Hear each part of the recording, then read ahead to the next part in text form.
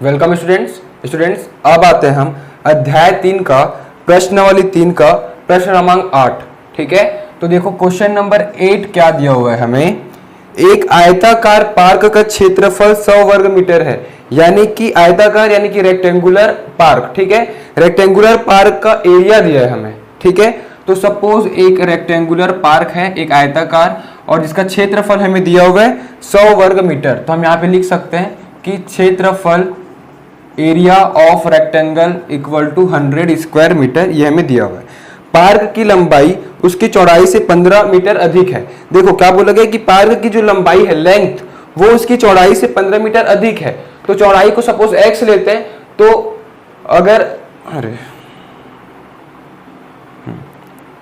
तो चौड़ाई को सपोज x लेते हैं तो लंबाई क्या 15 अधिक, यानी कि x प्लस 15 हो जाएगा। ठीक है ना, समझ में आ रहा है। तो हम क्या करेंगे, जो पार्क की जो लंबाई है वो 15 अधिक है उसके चौड़ाई से। ठीक है ना, तो सपोज हम एक काम करेंगे, चौड़ाई को x ले लेते हैं, तो इसका लंबाई क्या होगा 15 अधिक किससे, उसके चौड़ाई से। ठीक है ना, तो चौड़ाई x मानकर चले तो इससे 15 अधिक यानी कि x प्लस 15 हो जाएगा। क्लियर है, समझ में आ रहा है ना।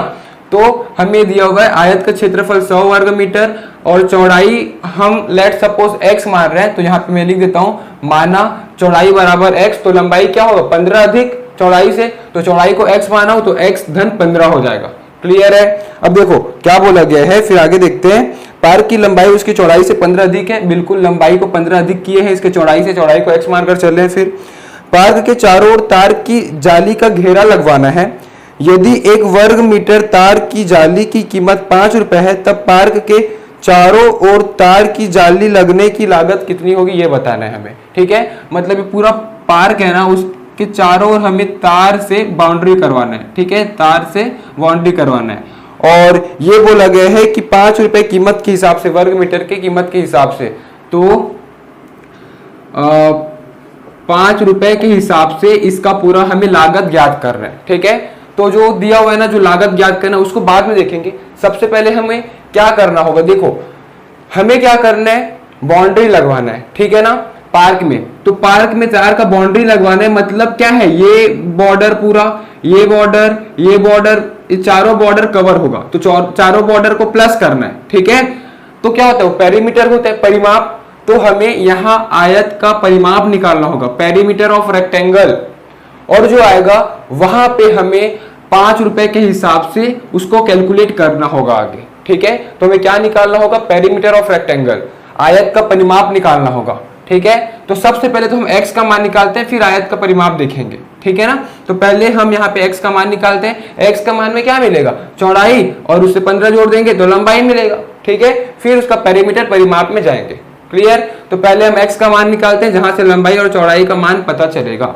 तो क्या करेंगे, ये हमें दिया हुआ है, तो हमें पता है कि आयत का क्षेत्रफल क्या होता है, आयत का क्षेत्रफल बराबर लंबाई गुना चौड़ाई, यही होता है। ठीक है, तो आयत का क्षेत्रफल दिया हुआ है 100 और लंबाई x धन 15 हम सपोज किए हैं, चौड़ाई x। ठीक है, इसको हल करते हैं, क्या होगा, x गुना x, ये होगा x का स्क्वायर प्लस ये हो जाएगा 15x, ये हो जाएगा 100। अब सबको उस तरफ शिफ्ट कर देते हैं, तो क्या होगा, देखो x स्क्वायर प्लस 15x, और जो प्लस 100 है उधर जाके माइनस 100 इक्वल टू 0 इस तरफ आएगा, लेकिन इक्वल टू 0 को इस तरफ लिखे है, इस तरफ लिखे, एक ही मतलब है, तो इक्वल टू 0 उस तरफ लिखते हैं। अब इसको हमें हल करना है, तो वही द्विघाती समीकरण, क्वाड्रेटिक इक्वेशन को हल करना है। 100 एकम 100 यानी कि 100 का लघुत्तम लेंगे कि प्लस माइनस करके 15 आ जाए। कैसे होगा देखते हैं, तो ये जाएगा 2 से 50, फिर जाएगा 25, फिर जाएगा 5 पंचे 25, हमें लाना क्या है प्लस 15। तो प्लस 15 कैसे आएगा, देखो ये 25 और 4 15 तो नहीं होगा, 5 दूनी 10 और 10 फिर 15 फिर अगेन नहीं होगा, 2 दूनी 4, 4 पंचे 20 और 5 ये होगा। ठीक है, 20 और 5 होता है यहाँ पे, तो ये 20 हो गया, ये 5 हो गया, 5 एकम 5 और 2 दूनी 4 और 4 पंचे 20। तो हम इसको क्या लिख सकते हैं, एक्स स्क्वायर, हम इसको लिख सकते हैं कि plus 20x minus 5x minus 100 बराबर 0, हम ऐसा लिख सकते हैं। ठीक है ना, अब क्या करेंगे, यहां से कॉमन दिख रहा है x प्लस 20 हो जाएगा, माइनस यहाँ से 5 कॉमन दिख रहे हैं, तो x सामने माइनस लिख चुका हूँ, तो अंदर का साइन प्लस हो जाएगा, 20 हो जाएगा, 100 में से 5 डिवाइड करेंगे तो x का 2 फैक्टर क्या हो गया, x + 20 x - 5 = 0।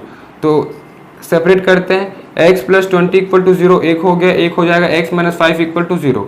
तो x = -20 होगा, दूसरा क्या होगा x = 5। अब दोनों में से कौन सा सही होगा, मैं आपको पहले ही बता चुका हूं कि जो लंबाई चौड़ाई का जो इकाई होता है यूनिट, वो कभी नेगेटिव नहीं हो सकता, ठीक है, कभी भी ऋणात्मक नहीं हो सकता। लंबाई चौड़ाई या क्षेत्रफल परिमाप ये सब कभी भी नेगेटिव नहीं हो सकता। तो हम क्या लिखेंगे, ऋणात्मक चिन्ह संभव नहीं है, ठीक है, तो negative sign is not possible. तो हम क्या लेकर चलेंगे, x = 5। तो अतः x = 5, तो हम यहाँ पे लिखेंगे कि अतः x = 5 है, और x किसको मानकर चले, चौड़ाई, यानी कि चौड़ाई दिया हुआ है 5, तो लंबाई क्या हो जाएगा, हम यहाँ से ज्ञात कर सकते हैं। तो हम यहाँ पे लिखेंगे चौड़ाई बराबर x का मान, तो x का मान तो खुद 5 है, तो 5 हो गया, और लंबाई में क्या करेंगे, x धन 15, यानी कि क्या हो जाएगा, देखो x 5, तो 5 धन 15 ये हो जाएगा 20। तो क्लियर है कि नहीं, यहाँ पे जो चौड़ाई है वो 5 होगा और लंबाई है वो 20, ठीक है, डिपेंड अपॉन द क्वेश्चन कि सेंटीमीटर में दिया कि मीटर में दिया हुआ है, ठीक है। तो चौड़ाई 5 मीटर और लंबाई 20 मीटर, ये हो गया। अब देखो लंबाई चौड़ाई तो आ गया, अब हमें क्या करना है, इसमें बॉर्डर करवाने पे लागत को ज्ञात करना है कि कितना राशि लगेगा, ठीक है। तो देखो इसके लिए बॉर्डर करवाना है हमें, ठीक है, बॉर्डर करवाना है तो परिमाप का जरूरत पड़ेगा, क्योंकि सभी साइड को प्लस करेंगे, ठीक है। तो परिमाप, तो हम यहाँ पे क्या लिखेंगे, आयत का परिमाप, पेरीमीटर ऑफ रेक्टेंगल बराबर क्या होगा, 2 × लेंथ प्लस ब्रेथ होता है, लंबाई धन चौड़ाई, यही होता है इसका फॉर्मूला, ठीक है, 2 × लंबाई धन चौड़ाई ये होता है। आयत का परिमाप हमें नहीं पता है, तो हमें आयत का परिमाप पहले निकाल लेना होगा। तो आयत का परिमाप कैसे निकलेगा, ये फॉर्मूला में रखेंगे अपन, ठीक है। तो क्या होगा, देखो 2 × लंबाई धन चौड़ाई, तो लंबाई अभी हम निकाले हैं, लंबाई आया है 20 धन चौड़ाई अभी हम ज्ञात किए 5, तो क्या होगा, देखो 20 धन 5 25 होगा, 25 × 2 ये हो जाएगा 50। तो 50 मीटर ये क्या हो गया, परिमाप, ठीक है, पेरीमीटर ऑफ रेक्टेंगल ये आ गया, इसका मतलब ये परिमाप आया है, ठीक है। अब हमें क्या ज्ञात करने, 5 रुपए के हिसाब से लागत, ठीक है ना। तो हम क्या करेंगे, जो परिमाप आया उसको 5 से गुणा कर देंगे, ठीक है ना। अब अगर 1 वर्ग मीटर का 1 मीटर का अगर 5 रुपए लग रहा है, तो 50 का कितना लगेगा, तो 50 से गुणा कर देंगे, ठीक है ना। तो हम यहाँ पे क्या लिखेंगे, कुल लागत टोटल कॉस्ट क्या हो जाएगा, टोटल कॉस्ट 50 × 5 क्या होगा, देखो ये 50 × 5, 5 × 5 = 25 और 1 0 लास्ट में, यानी कि 250 रुपए, ठीक है।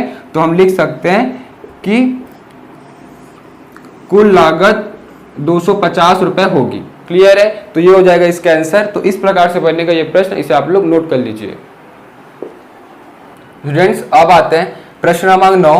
देखो प्रश्न क्रमांक 9 क्या दिया है, उससे पहले अगर आप चैनल को सब्सक्राइब नहीं किया तो सब्सक्राइब जरूर कर देना, और ज्यादा से ज्यादा हो सके तो अपने बैचमेट क्लास 10 के सीजी बोर्ड वाले स्टूडेंट से इस वीडियो को शेयर जरूर करना आप लोग, ठीक है।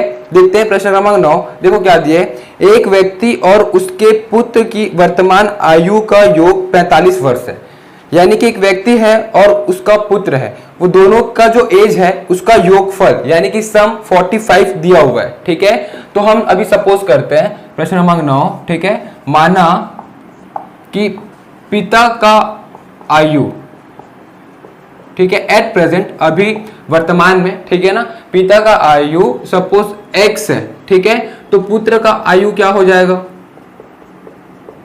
आयु बराबर सपोज अपन y ले लेते हैं, ठीक है ना। हम क्या किए, माना पिता का आयु x और पुत्र का आयु y ले लिए, ठीक है। अब हमें क्या करना है, हमें क्वेश्चन में ये बोला गया है कि दोनों के जो आयु का योग करेंगे तो 45 आएगा, यानी कि इसका आयु x है तो x प्लस पुत्र का आयु y है, तो दोनों का योग कर दिए, सम कर दिए, तो 45 के बराबर होगा, ऐसा बोला गया है, ठीक है। तो हम एक काम कर सकते हैं, जो पुत्र का आयु है ना उसको हम y बराबर x के फॉर्म में भी लिख सकते हैं अगर चाहे तो। यहां से हो जाएगा y बराबर क्या होगा, 45 माइनस x, यानी कि पुत्र का आयु क्या होगा, 45 में x घटा दूंगा, यानी 45 में मैं घटा दूंगा पिता का आयु को। 45 में अगर पिता का आयु कुछ भी होगा, ठीक है, उसको अगर मैं माइनस कर देता हूँ, सपोज पिता का आयु 30 हो रहा है, तो 45 में अगर 30 घटा दूंगा तो क्या बचेगा, जो बचेगा वो पुत्र का आयु होगा। ठीक है, तो हम अभी लेट सपोज किए कि पिता का एज x है, पुत्र का एज y है, और हमें क्वेश्चन में ये दिया गया था कि दोनों का योगफल, दोनों के एज का योगफल, ठीक है, सम 45 है, तो दोनों का सम कितना 45 हुआ। तो हम क्या किए, y equal to 45 minus X ये निकाल दिए। अब देखो क्वेश्चन में आगे और क्या बोला गया, एक और केस क्या दिया कि 5 वर्ष पूर्व दोनों की आयु का गुणनफल उस व्यक्ति की आयु का 4 गुना था। तो 5 वर्ष पूर्व का बात हुआ है, तो सबसे पहले हम लिखते हैं कि 5 वर्ष पूर्व क्या एज रहा होगा दोनों का। ठीक है, 5 वर्ष पूर्व, देखो 5 साल पहले पिता का एज क्या रहा होगा। अभी तो वर्तमान में, मैं बताया ना ये वर्तमान में हम ले रहे हैं। ठीक है, तो यहां पे लिख लेना कि वर्तमान में, एट प्रेजेंट, वर्तमान में x और y हम ये लिए थे। ठीक है, 5 वर्ष पूर्व क्या रहा होगा, तो पिता का जो एज रहा होगा वो x में से 5 घटा देंगे, अभी x है तो 5 साल पहले 5 माइनस कर देंगे। ठीक है ना, और वैसे ही पुत्र का जो एज है वो क्या होगा, y माइनस 5, और y का मान हम x के फॉर्म में क्या लिख सके, 45 माइनस एक्स। तो 45 माइनस एक्स एट प्रेजेंट है, उसमें से 5 घटा दूंगा क्योंकि 5 साल पहले का बात हुआ है। ठीक है ना, तो इसको मैं और क्या लिख सकता हूं, 45 माइनस 5 ये हो जाएगा 40 माइनस एक्स हो जाएगा पुत्र का एज। ठीक है, 5 years बिफोर। ठीक है, 5 साल पहले। अब देखो क्वेश्चन में क्या बोला गया कि 5 साल पहले दोनों के आयु का गुणनफल उस व्यक्ति की आयु का 4 गुना था। तो क्या बोला गया कि 5 साल पहले, तो मैं यहां पे लिख लेता हूं प्रश्नानुसार।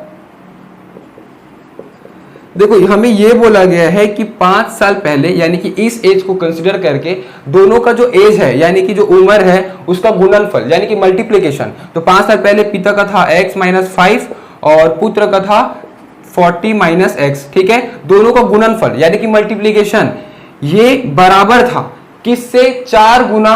तो 4 गुना किससे, उस व्यक्ति यानी कि पिता। ठीक है, इसी का तो बात हुआ है क्वेश्चन में, व्यक्ति बोल के, तो पिता के आयु का 4 गुना था। तो पिता का आयु कितना था 5 साल पहले, x माइनस 5 ये हो जाएगा कंडीशन। ठीक है, समझ में आ रहा है ना। तो हमें क्या ज्ञात करना है कि दोनों की वर्तमान आयु ज्ञात कीजिए। तो अभी एट प्रेजेंट x और y का मान ज्ञात करना है। ठीक है, तो देखो क्वेश्चन में क्या बोला गया था कि 5 साल पहले, तो 5 साल पहले x माइनस 5 और 40 माइनस एक्स ये तो हो गया। 5 साल पहले दोनों का एज को अगर मैं गुना करता, ठीक है, तो दोनों का एज को गुना किया 5 साल पहले, तो वो बराबर होता किससे, 4 गुना उस व्यक्ति के एज से। तो 4 गुना किससे, उस व्यक्ति का एज। तो उस व्यक्ति का एज क्या था, x माइनस 5। क्लियर है, तो ऐसा हो जाएगा कंडीशन। अब इसको हम हल करते हैं, क्या होगा देखो, ये इससे गुना होगा तो x गुना 40 ये हो जाएगा 40x माइनस x गुना x का वर्ग माइनस 5 गुना 40, तो 5 चौक 20 और सामने माइनस और 1 0 यानी कि 200 हो जाएगा, और माइनस माइनस प्लस हो जाएगा, और 5 गुना x 5x बराबर 4 गुना x क्या होगा 4x माइनस 5 चौक 20, और सभी को एक तरफ कर देंगे, x को एक तरफ बाकी सबको एक तरफ शिफ्ट करते हैं। देखो क्या हो जाएगा, सबको उस तरफ शिफ्ट करते हैं। ठीक है, राइट हैंड साइड में, तो माइनस एक्स स्क्वायर उस तरफ जाके प्लस एक्स स्क्वायर हो जाएगा, तो ये हो गया एक्स स्क्वायर। अब देखो क्या होगा, पहले से इधर 4x है, ये 40x प्लस 5x ये क्या होगा 45x, 45x उधर जाके माइनस हो जाएगा, तो प्लस 4x पहले से उधर था और minus 45x other side shift होके आया है। ठीक है, तो ये हो गया माइनस 45x। अब देखो नंबर का देखते हैं, ये तो उधर साइड शिफ्ट हो चुका है, ये दोनों प्लस होकर इधर साइड शिफ्ट हो चुका है, माइनस 200 उस तरफ जाके प्लस 200 हो जाएगा, और माइनस 20 उस तरफ पहले से है, तो माइनस 20 पहले से है और प्लस 200 बराबर 0। क्लियर है ना, इस तरफ इक्वल टू 0 होगा, उसको मैं उस तरफ लिख दिया। अब देखो क्या होगा, ये एक्स स्क्वायर, देखो क्या होगा प्लस 4x माइनस 45x, तो प्लस माइनस माइनस साइन रहेगा, माइनस में 41x, ये क्या होगा 200 में 20 घटाऊंगा ये बचेगा 180 बराबर 0। तो ये हो गया द्विघातीय समीकरण। अब इसे हमें हल करना होगा, तो 180 का लघुत्तम लेंगे कुछ ऐसा कि 41 माइनस 41 आना चाहिए। ठीक है, तो 180 का लघुत्तम लेते हैं, क्या होगा 2 ये हो जाएगा 90, फिर होगा 45, फिर जाएगा 3 से 3 एकम 3 ये हो जाएगा 5 से 15, फिर अगेन 3 से जाएगा 5, अब 5। ठीक है, अब ये फैक्टर्स आ गया, इस फैक्टर को यूज करके माइनस 41 लाना है। कैसे होगा माइनस 41 देखते हैं, तो 3 तिया 9, 9 दूनी 18, 18 दूनी 36 और 5, 36 और 5 41, जी बिल्कुल ठीक है, तो क्या करेंगे, इतना 36 हो गया, इतना 5 हो गया, तो हम क्या लिख सकते हैं इसको, एक्स स्क्वायर माइनस 41 की जगह माइनस 36x माइनस 5x, ये हो जाएगा माइनस 41x प्लस 180 बराबर 0। यहाँ से हम x कॉमन लेंगे, क्या बचेगा, x माइनस 36, यहाँ से हम 5 कॉमन लेंगे और बचेगा x, सामने माइनस लिख चुके हैं तो प्लस माइनस हो जाएगा, और 180 में अगर 5 भाग देंगे तो 36 बचेगा। दो फैक्टर क्या हो गया, x माइनस 36 बराबर 0, दूसरा x माइनस 5 बराबर 0, तो x बराबर 36 आएगा 1 और 1 आएगा x बराबर 5। दोनों पॉजिटिव वैल्यू आ रहे हैं तो दोनों को कंसिडर करना होगा अभी फिलहाल, ठीक है। क्यों, अगर नेगेटिव आता तो हम ये लिख देते कि ऋणात्मक चिन्ह पॉसिबल नहीं है। क्यों संभव नहीं होता ऋणात्मक चिन्ह, क्योंकि जो उम्र है, जो एज है, वो कभी भी ऋणात्मक नहीं हो सकता, कभी भी नेगेटिव नहीं हो सकता, ठीक है। The age cannot be negative. अब देखो क्या होगा सही उत्तर, तो x क्या था, x पिता का एज था, और पिता का x या तो 36 होगा या तो 5 होगा, ठीक है, दोनों में से कोई एक होगा। पता करते कि कौन सा सही होता है। तो अगर पिता का एज 36 होगा, यानी कि if x equal to 36 then y equal to क्या होगा, तो y equal to 45 minus X, तो y इक्वल टू 45 माइनस 36, तो क्या हो जाएगा 45 में 36 अगर हम माइनस करते हैं तो आएगा 9, ठीक है 9, तो y इक्वल टू 9 हो गया। और अगर x इक्वल टू 5 लिखते हैं, ठीक है, अगर if x equal to 5 then y equal to क्या होगा 45 माइनस 5, यानी कि y इक्वल टू 40 हो जाएगा। अब देखो x क्या था, पिता का एज था, ठीक है, तो पिता का एज अगर 36 होगा तो पुत्र का एज क्या होगा 9, ठीक है, ये हो सकता है। और दूसरा केस में क्या है कि अगर पिता का एज 5 होगा तो पुत्र का एज कितना 40, तो ऐसा हो ही नहीं सकता, ठीक है ना। क्यों, क्योंकि पिता का एज छोटा नहीं हो सकता पुत्र के एज से, ठीक है, पिता का एज हमेशा बड़ा ही होगा, ठीक है, ये जनरल सी बात है यार, ठीक है। तो ये पॉसिबल नहीं है, तो हम यहाँ पे लिखेंगे कि संभव नहीं। तो संभव क्या है कि पिता का एज 36 और पुत्र का एज 9, क्लियर है। तो हम यहाँ पे कंक्लूजन लिखेंगे कि अतः पिता का आयु x बराबर 36 तथा पुत्र का आयु y बराबर 9 वर्ष होगा, क्लियर है। तो इस प्रकार से बनेगा यहाँ प्रश्न, इसे आप लोग नोट कर लीजिए। अब आते हैं प्रश्न क्रमांक 10 में। तो देखिए क्वेश्चन नंबर 10 क्या दिया हुआ है कि नीलमणि की 5 वर्ष पूर्व की आयु तथा 8 वर्ष पूर्व की आयु का गुणनफल 40 है। नीलमणि की वर्तमान आयु क्या होगी ये बताना है हमें, ठीक है। तो हमें वर्तमान आयु ज्ञात करना है, तो हम अभी सपोज करते हैं कि x होगा, ठीक है। तो माना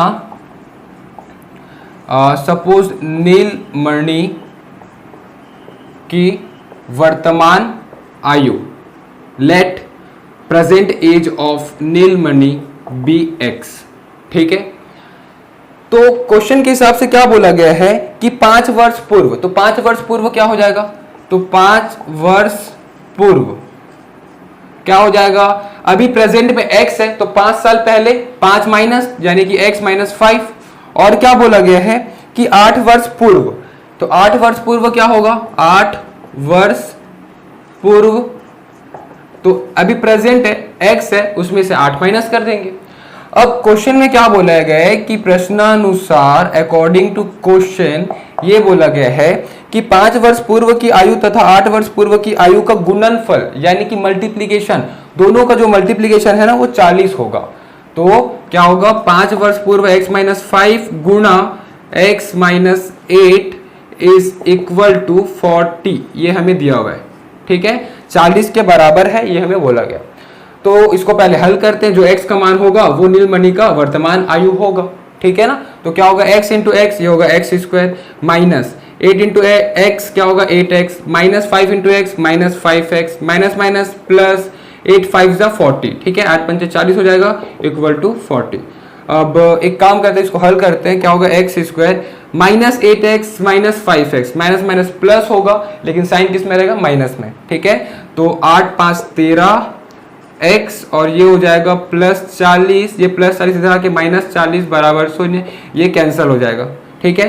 क्या हो गया x स्क्वायर माइनस 13x, तो यहाँ से x कॉमन आ रहे हैं तो x को कॉमन ले लूंगा, फिर क्या होगा x माइनस 13 इक्वल टू 0। तो दो फैक्टर आ गया, एक आ गया x इक्वल टू 0, दूसरा आ गया x माइनस 13 इक्वल टू 0। तो x इक्वल टू यहाँ से माइनस इधर जाके प्लस हो गया। तो x का दो मान है, यानी कि नीलमणि का जो एज है या तो 0 होगा या तो 13 होगा। ठीक है, तो स्वाभाविक सा बात है। ठीक है, जनरल सा एक बेसिक बात है कि किसी भी का जो एज है वो 0 नहीं हो सकता। ठीक है ना, किसी भी का एज 0 नहीं हो सकता। ठीक है, तो हम क्या लिखेंगे कि x बराबर 0, यानी कि आयु 0 संभव नहीं है। ठीक है ना, आयु 0 संभव नहीं है। The age cannot be 0, so x equal to 13 is right answer. तो हम क्या लिखेंगे, अतः नीलमणि की वर्तमान आयु x बराबर 13 वर्ष होगी। ठीक है, 13 वर्ष होगी, ये हो जाएगा आंसर। ठीक है, x बराबर 0 भी आया था, लेकिन हमें पता है कि किसी भी व्यक्ति का जो एज है वो 0 नहीं हो सकता, किसी भी का उम्र 0 नहीं हो सकता, तो इट इज नॉट पॉसिबल। ठीक है, तो x बराबर 13 वर्ष होगा नीलमणि का एज। क्लियर है, तो इस प्रकार से बनेगा यहाँ प्रश्न, इसे आप लोग नोट कर लीजिए। इस चैप्टर के नोट्स के लिए नीचे दिए गए डिस्क्रिप्शन बॉक्स पर लिंक दिया गया है, वहां क्लिक करिए और इस चैप्टर के सभी वीडियोस के लिए ऊपर जो प्लेलिस्ट शो हो रहा है वहां क्लिक करिए और हमारे इस चैनल को सब्सक्राइब करने के लिए हमारे चैनल के लोगो पर क्लिक करके इस चैनल को सब्सक्राइब करिए। Thank you.